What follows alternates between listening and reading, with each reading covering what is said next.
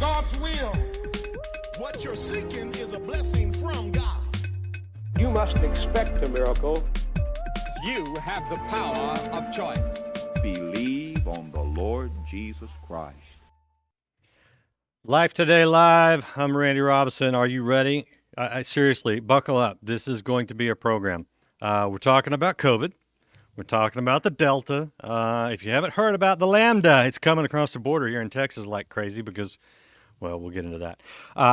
We're going to talk about vaccines. We're going to talk about mask mandates. And to do that, I have, by the way, chat is open, so you feel free to chime in. I'll pass along good questions as I can.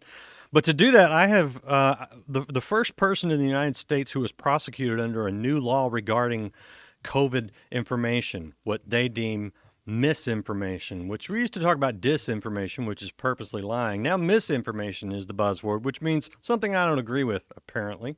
Hopefully I won't get kicked off of the socials immediately and we can finish this conversation.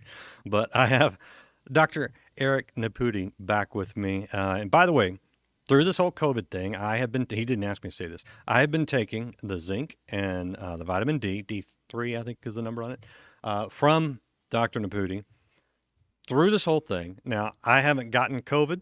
I have not been vaccinated. I'm waiting for the first round of human trials to bring some data in. I'm not opposed to vaccines, but I have been just trying to take care of myself. So just to put all my cards on the table, that's where I'm at. But Dr. Nepute, your COVID experience has been a little more exciting than mine. Welcome to the show.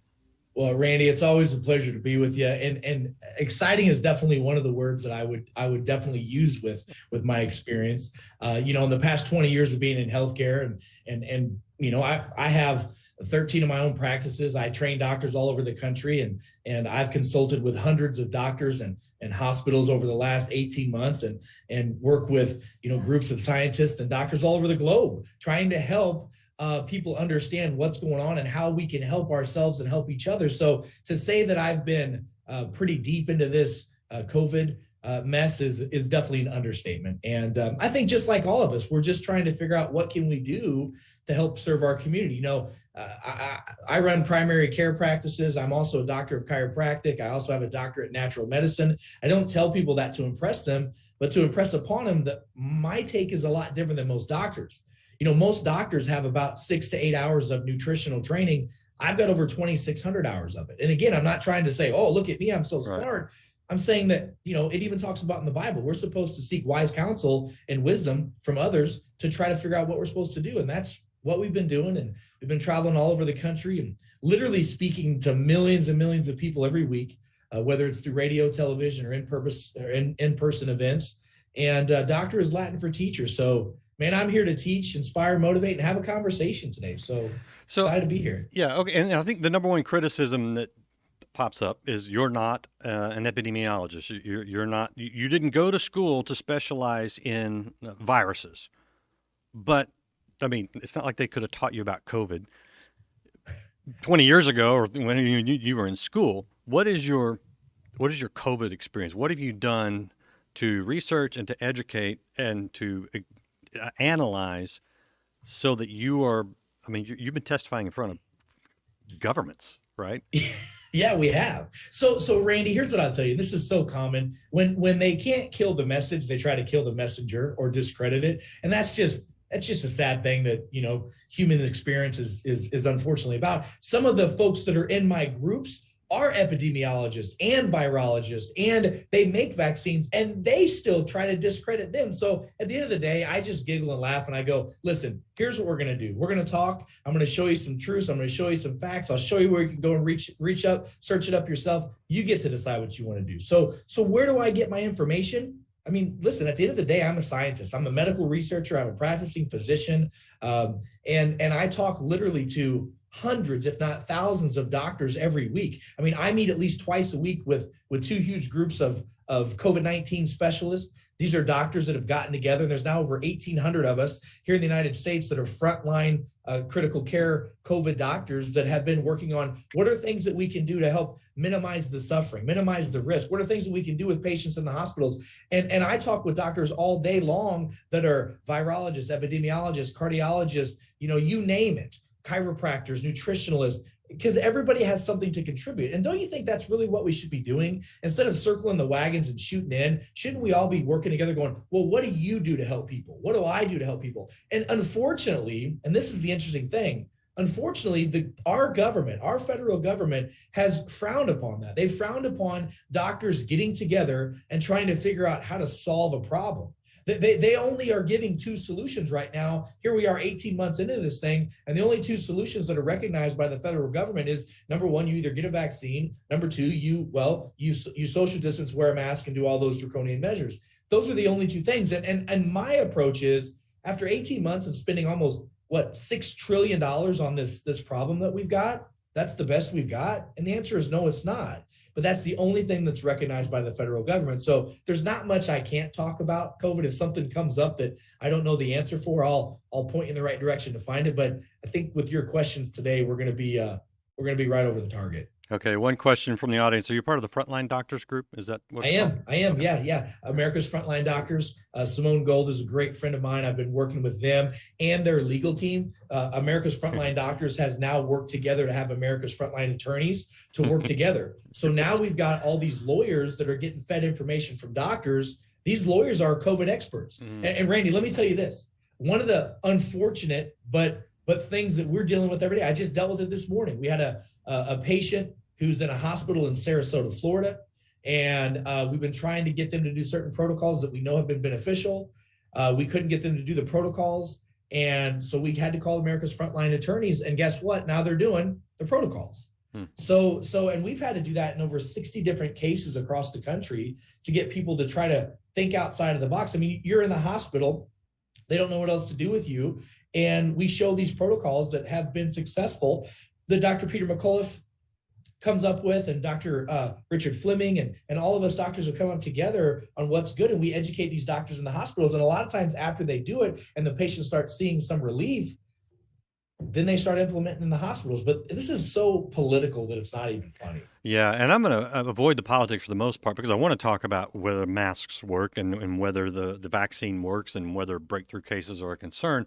But before I get into that, you have to update us on the government coming after you and where that's at. So what happened was, let me way back up. In December of 2020, President Trump signed the COVID package. If you remember that giant omnibus bill, there were 3,000 plus pages in it. Nobody knew half of what was in it. We found out later that like 80% of the money that we thought was coming to America was going to like study things in other countries that we have no business needed to be studying. Well, there was literally one paragraph that's about 3 sentences long that's called the COVID Consumer Protection Act, Randy. And basically what it says is that anyone who tries to use fear during a pandemic to profit, to sell a product or a service or an injection, a drug or whatever, can be held liable under the COVID Consumer Protection Act. So the FDA and CDC, not the CDC, the FDA and DOJ cited me on a civil penalty. They said, Dr. Nepute is using fear to try to sell his vitamins. Well, they forgot that I gave away for free 2 million bottles of vitamin D and zinc. So I didn't make a whole lot of money off those free ones that I gave out. And what's interesting was when we showed them the evidence, the science, we've got over 75 expert witnesses that came to my aid to say, hey, vitamins are a good thing to do. In fact, the research shows that low D and low zinc are contributing factors that people should be doing this. They said, all right, we should have an amicable separation. We want to drop the case, and we'd like to drop the case. But what they wanted me to sign a gag order. So they wanted me as a doctor and as an American to take away my First Amendment right to talk about what happened. They didn't want me to talk about the case. They didn't want me to ever talk about any of the research that I've done or the people that we've helped. And I said, by the way, they offered a settlement on a number that was really tiny. I've spent a lot of money defending myself and standing up for other doctors and standing up for patients, standing up for freedom to choose of what you want to do with your health. And I said, no, I'm sorry. And I think if you remember, I told you, when they offer that to me, I said, do you guys remember the story of Paul and Saul and Paul and Silas in the Bible, whenever, the Romans beat them up and threw them in jail? And when they found out who they really were, they said, hey, let those guys out. They wanted to release them in secret. And Paul said, oh, no, you're going to come down here and get me yourself and walk me all the way back to Rome and tell everybody how you did me wrong. So that's what I told them that we're doing. So we countersued, we filed sanctions against them, because if we don't push back, we did nothing wrong. We told people that they should change their lifestyle. They should get healthy. They should try to reverse their diabetes, their high blood pressure. The CDC even agrees that 94% of people that died during COVID-19 pandemic died because they had 3 or more other comorbidities. Why are we not focusing on reversing those diseases and helping with vitamins and minerals and supplementation and lifestyle changes that we know are beneficial? And there's a lot of politics, unfortunately, behind that, but that's where we at. So they pushed, we pushed back, and now I'm just continually pushing, and the wheels of justice, unfortunately, they take time to we're not even going to be able to get to this trial until 2022. And I'm literally sitting on stacks of data that shows that the science supports what we're doing. But what's cool about it is literally every day we get more and more science that supports everything that we say. So it's just a matter of time before David knocks down Goliath again. And I'm just happy to have my slingshot, baby. Well, good for you. You have an amazing attitude for someone who has to face down government lawyers on a regular basis. I would not be down for that. All right, we're talking to Dr. Eric Nepute. I want to show you this website, and I will put it in the chat. And he has not asked me to do this. He's not paid me to do this. This is just me because I believe in taking care of yourself, and I'm taking the Wellness Warrior vitamins. They're just vitamins. Oh my gosh. I mean, there's nothing, nothing new about it, but it's wellnesswarriorvitamins.com. I mean, this is old science, old proven science. And I kind of favor that over some of this new, untested stuff. That's what makes me nervous. It's the unknown. But I have to ask you, I feel like, and maybe I'm wrong, correct me if I'm wrong, but I feel like there has been a political, a media campaign, possibly big pharma, but I don't know. So that's just speculation. But it just feels like there has been an effort to suppress treatment, whether it's preventative treatment, like just taking zinc and vitamin D3, or some of the treatments like the what's the cocktail that they're giving people in the hospitals when they get it, like the ones you're fighting with. I know there's different ones, but it seems like there's just a fight against treatment. Am I wrong in that perception? No, you're 100% right. And that was the thing that really blew our mind as practicing doctors. We put our hands on a Bible and first swore to do no harm. And then our oath was do everything we can to help our patients. And so when we go and do these things and patients get better and we get told by the federal government that we can't do those things, we start to go, wait a minute, what are you talking about? So what you're talking about, things like vitamin D, zinc, ivermectin, vitamin C, hydroxychloroquine, all these convalescent plasma treatments, all these things that are out there that doctors are using, these frontline COVID care doctors are using and are showing to be beneficial. Now listen, let's be real about something. There's no cure right now for COVID-19, okay? But let me be real clear. There's also no cure for the cold. There's no cure for the flu. Right. Name, and by the way, I do a lot of lectures and workshops, and a lot of times I'll be in front of groups of doctors, and I'll pull my wallet out, and I'll pull $100 bill out, and I'll put it on the very front of the podium, and I'll say, listen, if anybody in this room can tell me one drug that's cured anything, I'll give you this $100 bill. And no one's ever been able to take that from us. I'm not talking about curing anything. I'm talking about what can we do to help improve the body. And that's the reality, is what can we do? And like I'm looking right here, right now, there's a great website called C19.com, C19.com. And what it has in real life studies. And I'm looking at the one that says C19vitamind.com. There are on that site right there alone, there are 92 studies, 852 scientists, that all have studied actively vitamin D and the benefits for flu-like symptoms COVID-like symptoms and et cetera. There's also studies for zinc, ivermectin, hydroxychloroquine, and those are real life studies. Dr. Harvey Risch put that together. He is a PhD doctor who practices at Princeton. And when Harvey Risch says, hey, this is what should happen, public policy usually follows suit. So when we started getting pushback from the government about this, we started asking the question, why? And we found two reasons why. The first reason is this. The vaccines right now that are out, and I have a real hard time calling them a vaccine, but we'll just call them that because that's what people understand them as, Randy. They're underneath the emergency utilization authorization, the experimental program. Okay, they're not fully licensed vaccines. And it's real simple. They're either fully licensed or they're not licensed. So right now they're not licensed. They're under the emergency use authorization, which is granted to the FDA to give to the vaccine manufacturers by Congress.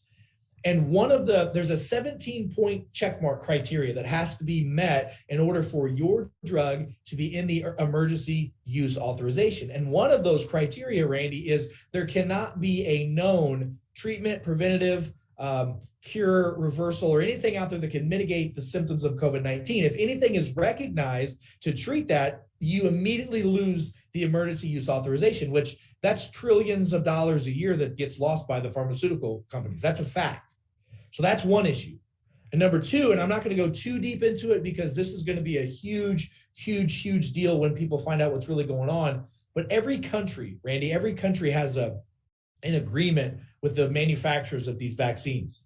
And there was a leaked document that really woke the world up to this. This just was leaked about a week ago. There was the contract between the country of Albania and Pfizer was leaked out to the world.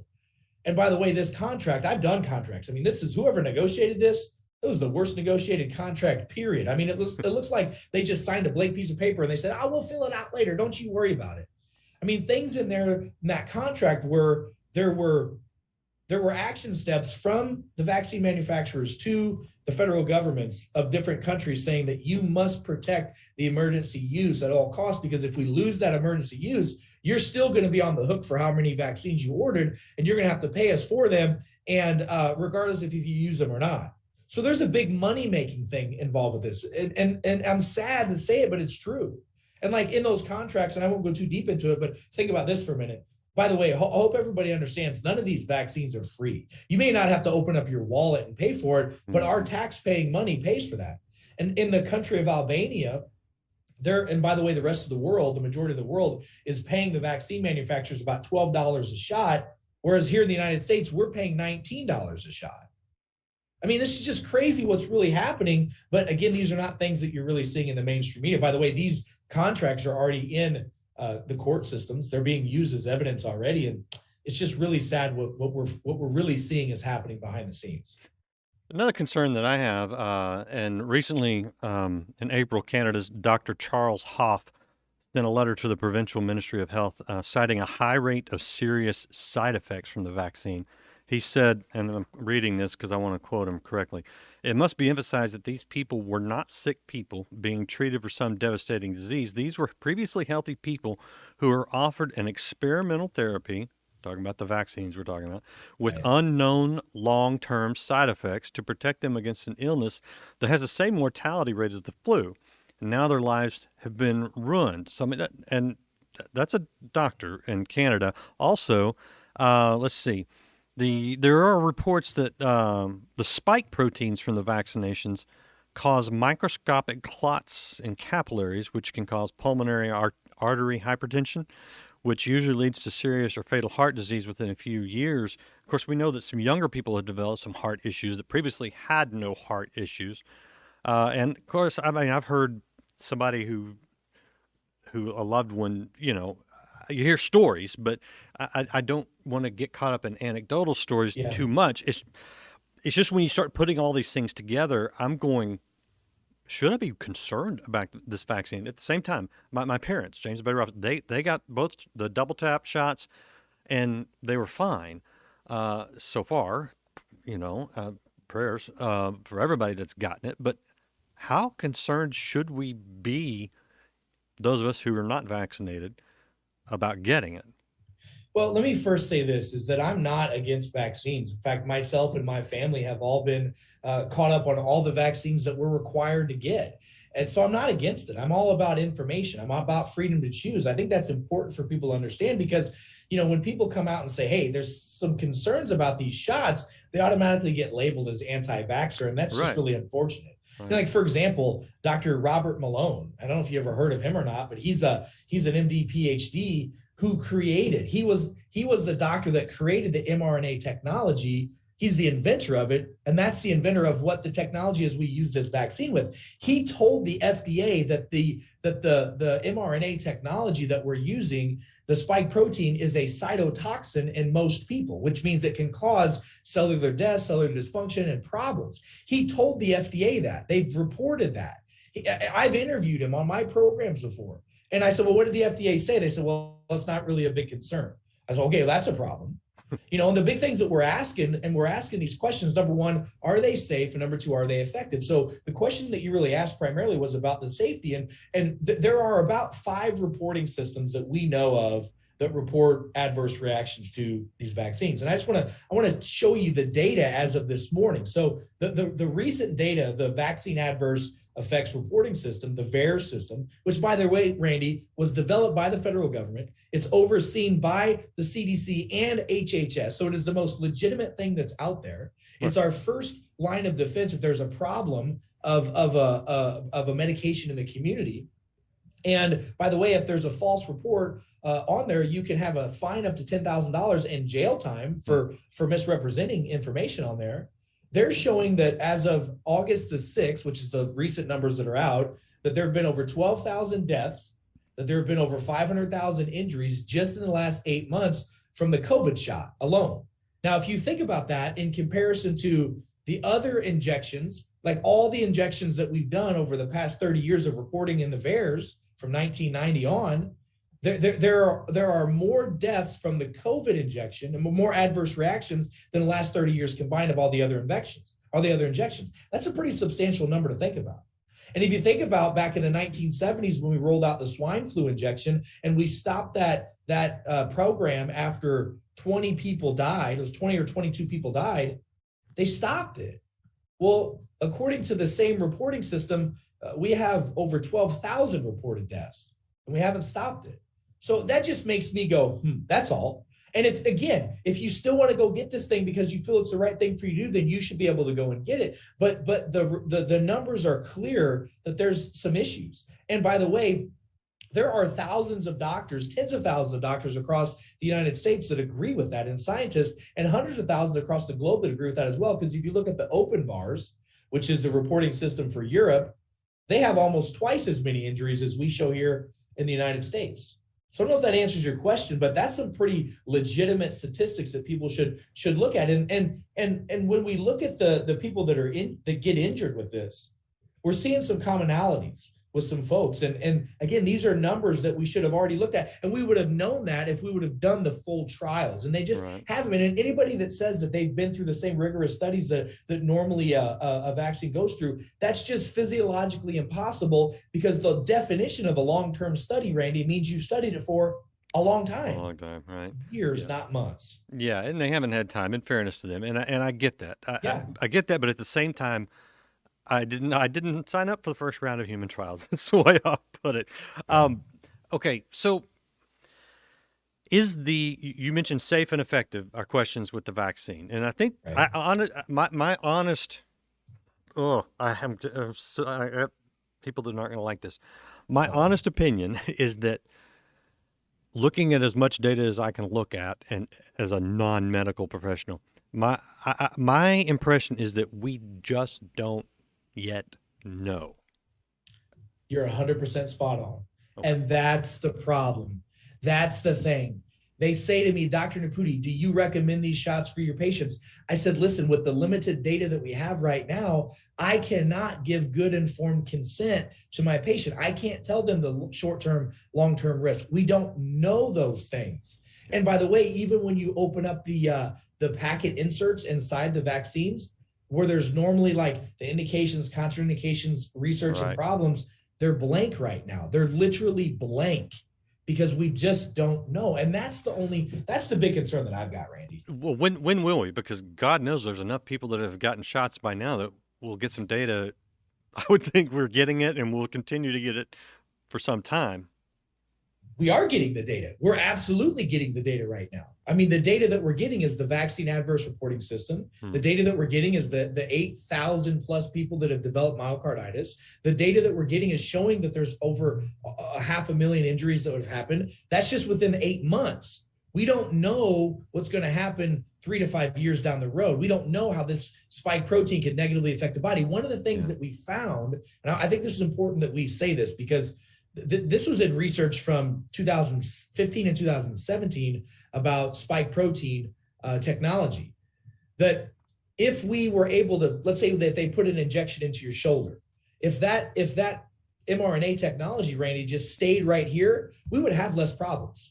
The problem is that there's no adjuvant inside this injection to hold it and make it stick here, so that the spike protein systematically goes throughout the body and it can settle in the ovaries, the testicles, the kidneys, the heart, the lungs, and we're literally injecting billions and trillions of spike protein mRNA into our body. And we don't know what's going to happen to reproductive processes. We don't know what's going to happen to people that have these injections now that are still childbearing age, and what happens to their kids. We know that there's been over 330 birth defects reported since the beginning of COVID on the vaccine adverse reporting system. And I think there was like 130 that was reported in the last 30 years prior to that. So there's been a huge substantial increase in those things. And you're right, we just don't know. And that's the thing that we're saying, we just don't know. Is the juice worth the squeeze? And to your point, with a disease that is 99.997% survivable if you're under the age of 30, it's hard for us to make that decision of forcing this on people. Yeah, it is. And I will say, for the record, the CDC just this week came out and said, if you're pregnant or you're going to get pregnant, no worries. Yeah. So that is what the CDC is saying. I don't want to misrepresent anything.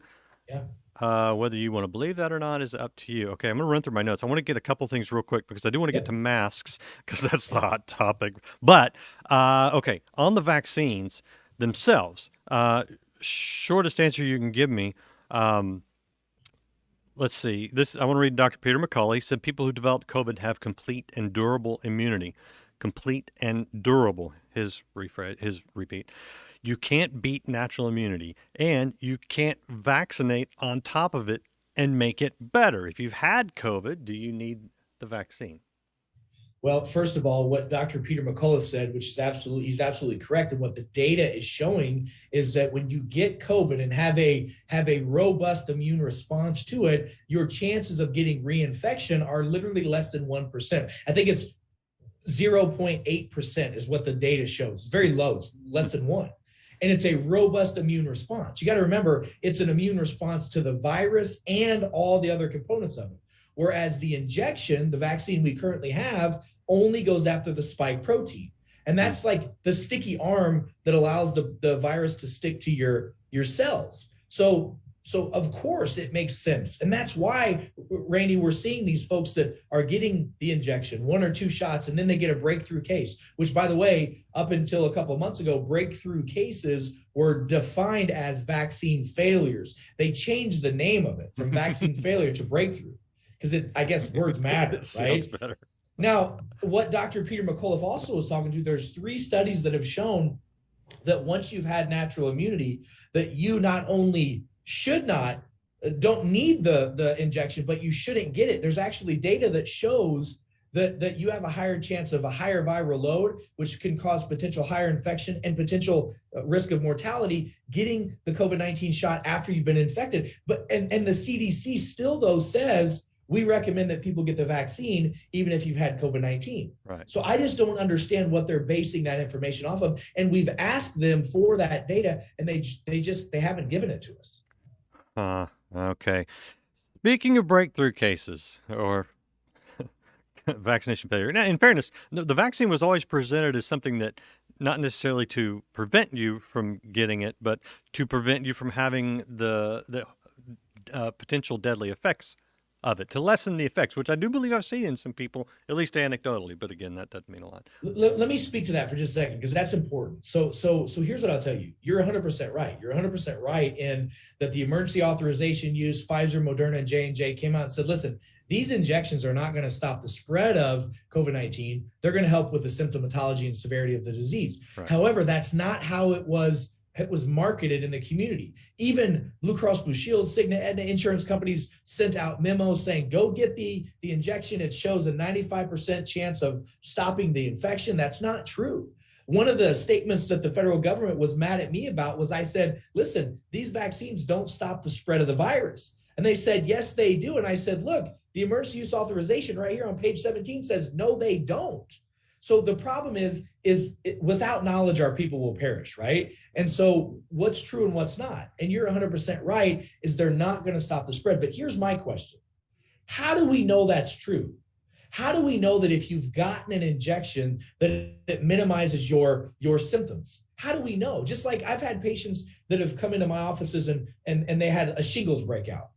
Well, they got a shingles vaccine 2 months ago or a month ago, and all of a sudden they got shingles, and their doctor says, it's a good thing you got that shingles vaccine because, boy, you would have had a way worse case if you didn't. How do we know that? How do you quantify that? And I'm really asking. We've asked the CDC those questions. No response. We've asked Tony Fauci those questions. No response. So I get it. That's like me saying, hey, I drink water and I got COVID and it wasn't that bad, right? We just don't know how to prove that to be true. Yeah. On the flip side of that, and I think you'll agree with this, but I'd love to hear your take. A doctor, a friend of mine, someone real close I've known a long time, he said, here's the dirty truth about treatment. The body actually gets well on its own in most people. So you can come into my office, and not even talking about COVID, just talking about anything. Right. You can come into my office and say, I need this. And I look at you and go, no, I don't think you need it. And you go, well, yes, I do. And I go, all right, give it to you. And I can give it to you, or I can give you a placebo or whatever. And your body's probably going to get better on its own, which is why a lot of times you get away with saying, oh, I took this and now I'm better. Right. Well, the fact is your body just moves towards healing, most people's anyway. Do you see that a lot? Oh, absolutely. I see that in all things. I mean, when God doesn't make junk, when he made the body, I mean, the body doesn't need any help. It just needs no interference. We need to remove the stress, and we need to give the body the things it needs to heal. I mean, you cut yourself, the Band-Aid doesn't heal you, Randy, your body does. Right. There are things that you can do to speed that up, right? And things you can do, but no vitamin. Well, I said this earlier at the beginning of the program. I said that I've never seen a drug that cures anything. And that's true. I just never have. And then I had a doctor one time say, well, what about vitamins? Do vitamins cure anything? And I said, well, hold on. Because if you're low in vitamin D, you can get rickets. So if you take vitamin D, it cures rickets. If you're low in vitamin C, it can cause scurvy. So it can cure scurvy. If you're low in vitamin B, it can cause beriberi. And the list goes on and on and on. So I'm not trying to claim cures on anything. And I don't think really anybody is. We're trying to say, what can you do to help yourself? And we know there are things that you can do, supplements and vitamins you can take, 150-year-old remedies that we've used for centuries, or at least 150 years, to reduce flu and cold-like symptoms. And I agree with your doctor 100% on that. Nice to know. Okay, I'm going to try to get through this quick. We got to get to masks. Okay, I went this morning, to Google and said, what is the percentage of breakthrough COVID cases? Google shows me an ABC News article saying it's about 0.098%, less than 0.1%. Okay. Dr. Fauci recently said that over 99% of COVID deaths were unvaccinated people. Yet, according to New York Magazine in an article today, Delaware is reporting that 13.8% are breakthrough cases. In other words, they've been vaccinated and they're getting COVID. Michigan's reporting 19%, Utah 20%. In addition, the CDC stopped tracking most breakthrough cases in May. That's according to New York Magazine. Now, check them if you want to fact check it. On July 22nd, Forbes reported that 40% of England's cases were breakthrough, which they've been ahead of us on the Delta. They're also one of the highest percentage of people being vaccinated in the world is England, and they're reporting 40% breakthrough. And then a website that I'm not familiar with, so I'm not really going to go too far, but I've heard this multiple places. The website was precisionvaccinations.com. I have no idea what that is, but they're reporting today that breakthrough cases in Israel exceed 50%. Okay, what is the truth on these breakthrough? Well, if you unpack that, what you just said, either the people that are giving us the information either are misinformed or they're purposely giving us bad data. Now, let me say something.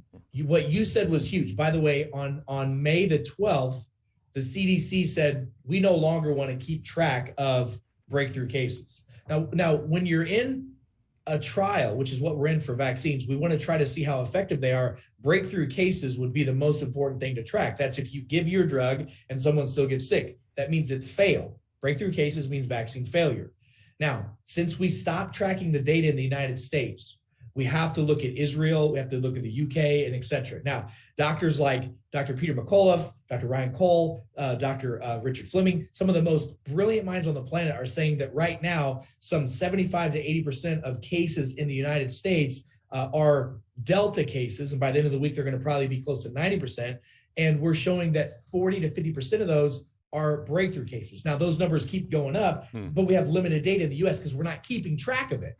But if you look at Israel and you look at the UK, you look at Gibraltar, all those other places that you talked about, they are keeping track of it. And they're finding that the vast majority of the new cases in those countries are breakthroughs. In fact, just this morning, Israel reported that they had 14 cases that not only were breakthrough, but 14 cases that were not after the second, but the third. So they had their original 2 jabs plus the booster shot, and they still got COVID-19. Think about that for a minute. So we talk about safety and we talk about effectiveness. The definition of an effective vaccine by you and I would be to prevent the disease or make the symptoms minimized. By the standards of the vaccine manufacturer is it's only producing an antibody. An antibody doesn't mean that you're not going to get sick. So it's a lot more than we think, and the numbers are still growing. We're continually seeing breakthroughs. And by the way, they're trying to blame breakthrough cases on unvaccinated people, and the physiology on that absolutely doesn't make any sense at all. That is a talking point, and that's all it is. There is no science that could possibly ever support that. These are, and a lot of epidemiologists are calling these things vaccine variants. You ever heard of somebody who has a antibiotic resistant bacteria? Well, we're starting to show with vaccine-resistant injections. Yeah.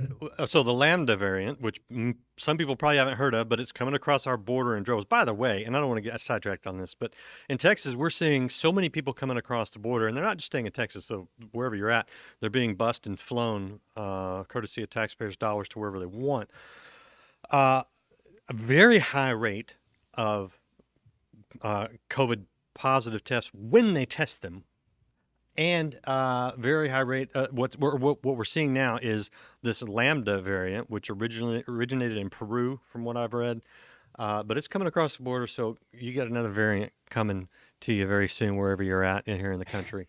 Personally, I'm not that worried about it. They're attenuating. They're spreading, but they're less deadly. I mean, that's the nature of viruses, so it's all good. But on the breakthrough, I want to ask you this. Let's see. No, okay. I lost myself in my notes. So I've got all these expert things because I don't trust myself. Oh, I want to move to the mask, actually. That's what I wanted to move to. Sure. Because we're rolling up out of time, but this is such a good topic. The CDC just recently, in the last couple of weeks, updated their guidelines to advise even fully vaccinated people to wear masks indoors. And so we're seeing these local mask mandates going across the country. I mean, New York, everybody knows about. Here, Dallas County announced yesterday, I'm going to a hockey game. I'm going to have to wear a mask. This week, Senator Rand Paul was suspended from YouTube for disputing the effectiveness of cloth masks. I think he said cloth. He may have just said mask. Either way. And full transparency, I co-wrote a book with Senator Rand Paul, so I have some connections there. I like the guy. Now, here's the interesting thing. On August 2nd, former Biden advisor, not just an advisor, a COVID-19 advisor, Dr. Michael Osterholm, if I'm pronouncing that right, he's an epidemiologist. Okay, he's got the credentials. He's been following this. He was on CNN. This is not some crazy left-wing publication. He said that cloth masks are ineffective. And his point was that Americans need to switch to the N95 respirators like they were in hospitals. Do we have any data on these masks that they're telling me to wear to the hockey game? Do they work? We have a ton of data on it. In fact, we have a huge report that was released by the CDC, their own studies with multiple reference pages in it. This was March the 7th of this year, 2021. They came out and they were so excited, Randy. They said, masks work. Look at this. We told you they worked. And then they showed the data and they work. They stopped 1% of the spread. 1%. 1%. Now, I'll tell you right now, the surgical masks that you see doctors wear when we do procedures, those are not, they don't work to stop the spread of virus. They only stop the spread of spit and blood splashing in my face. The cloth masks, little gaiters, they do nothing. Nothing. It's literally like putting a fence up for mosquitoes. The only type of mask that could possibly help stop the spread is an N95 or bigger. And we just don't wear those. We don't use those. So it's kind of like, if you continue to do what you've always done, you're going to always get what you've always gotten. And the definition of insanity is doing the same thing again and again and expecting different result. If somebody wants to wear a mask to feel protected, they should go ahead and do it, but they should know that the science does not support what they're saying. It does not support what they're doing. Just like when you go to the grocery store and you see the plastic sheets up between the shelves and all this other crazy stuff that, wiping down countertops frivolously. The CDC also showed that does not mitigate the spread either. Their own data supports it. And that, is that because it's aerosol? It's through the air? Yeah, it's because they're tiny aerosolized particles. Just like the flu, you cannot outmask a flu. Even though, by the way, there was almost no flu last year. And just so you know, the flu typically starts in Australia, then comes over here to our side. And there's almost zero report of the flu in Australia. So you're not going to see a flu this year. And the reason why is because we're testing for COVID. We're not testing for the flu as much. And the testing are flawed. Or is it is it because we're wiping things down and wearing masks? No, it's not. 100%. I don't know what else to say. It's not. Okay. It's not even an opinion. It's not even an opinion. The problem is that they won't let you have debates about it. They only get up and grandstand a monologue. Right. If you want to wear one, wear one. But there's no evidence that it works. That's all there is to it. Is there any evidence that wearing a mask for a long period of time does negative things to you?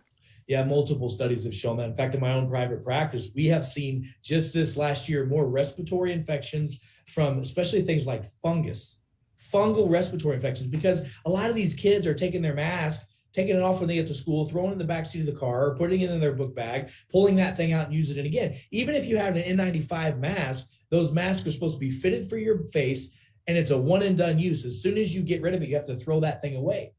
And the huge study that was done in Germany, 25,000 people, 25,000 kids were studied, and almost 90% of them showed negative adverse effects, everything from fatigue, anxiety, learning issues to et cetera. It just doesn't make any sense. Yeah. Okay. You have been a wealth of information, and so I want to thank you.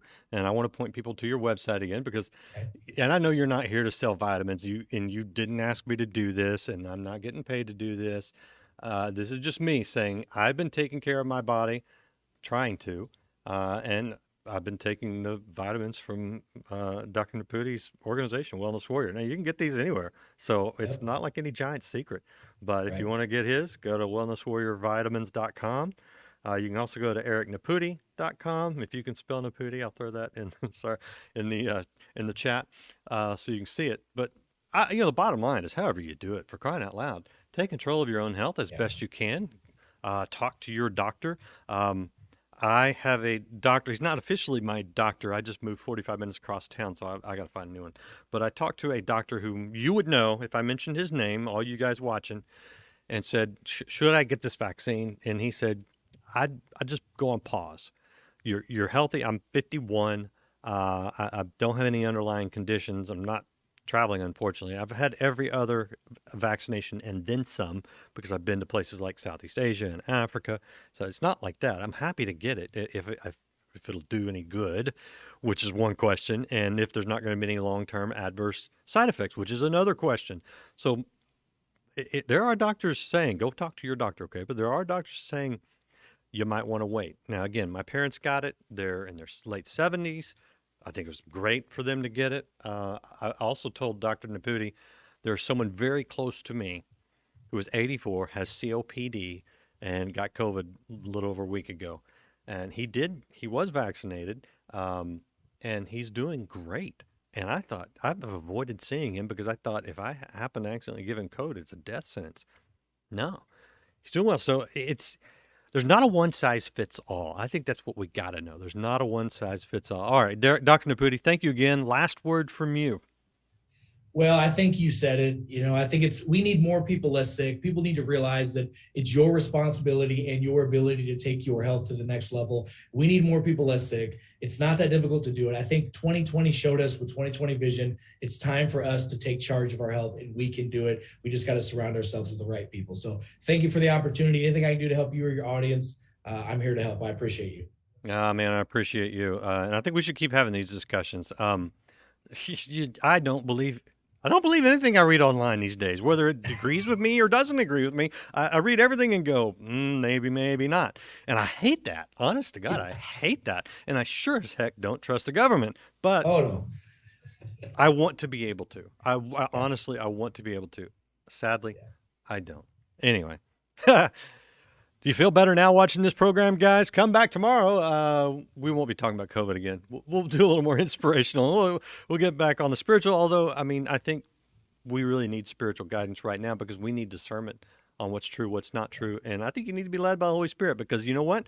The vaccine may be helpful for one person and the physiology of another person is different and it may be damaging. And I think we need the guidance of the Holy Spirit to know, do I pause? Do I wait? Do I take it? Just food for thought. Appreciate you guys hanging out. Hit share. Not everybody's having this conversation. And if they don't boot us off social media, I think this is helpful. So hit share. Come back tomorrow. We'll see you again next time here on Life Today Live.